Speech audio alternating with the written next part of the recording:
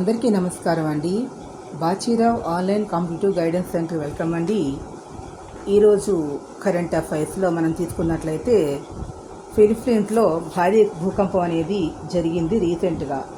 అదేవిధంగా పప్పు దినుసుల ఉత్పత్తిలో ఆత్మనిర్భరతకు 11,000 కోట్లతో ప్రత్యేక మిషన్, 57 కేంద్ర విద్యాలయాలకి అనుమతి, వందే మాతరం 150వ వసంతోత్సవాలు దేశవ్యాప్తంగా జరగనున్నాయి.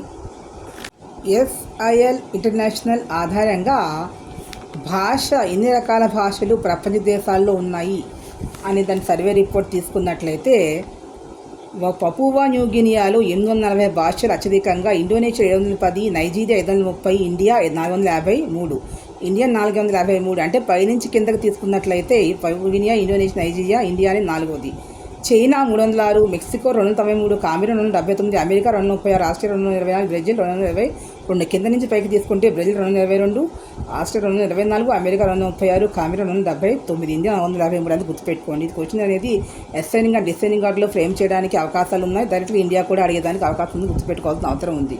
జాతీయ భద్రత కోసం ఇక్కడ నుంచి క్వాంటమ్ శక్తి అనేది వాడతారు. అంటే కంప్యూటర్, సూపర్ కంప్యూటర్ కన్నా క్వాంటమ్ కంప్యూటింగ్ అనేది లేటెస్ట్ టెక్నాలజీ.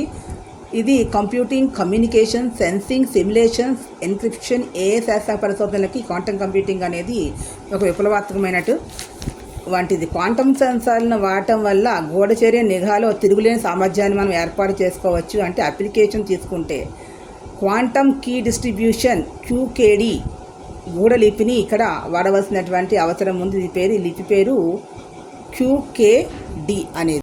భారత్ పాక్ సరిహద్దుల్లోని అరుణాచల్ ప్రదేశ్లో భూగర్భ బంకర్లు, సొరంగాలను క్వాంటమ్ సెన్సార్లు అనేవి గుర్తించగలిగాయి అనేది ఇంపార్టెంట్. సెకండ్ పాయింట్ ఏంటంటే శత్రు దేశాల క్వాంటమ్ అస్త్రాలను ఎదుర్కోవాలి అంటే అల్గారిథమ్స్పై పరిశోధన అనేది అవసరం. Algorithms is very important.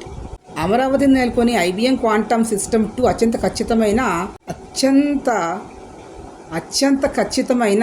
ఖచ్చితమైన క్వాంటమ్ సిమ్యులేషన్స్ని ఇది చేయగలదు అనేది దాని కెపాసిటీ అనేది ఇక్కడ గుర్తుపెట్టుకోండి. ఆత్మనిర్భర్ భారత్ క్వాంటమ్ సాంకేతికత అత్యవసరం. ఈ వీడియో మీకు నచ్చినట్లయితే please subscribe my channel. Thank you to all.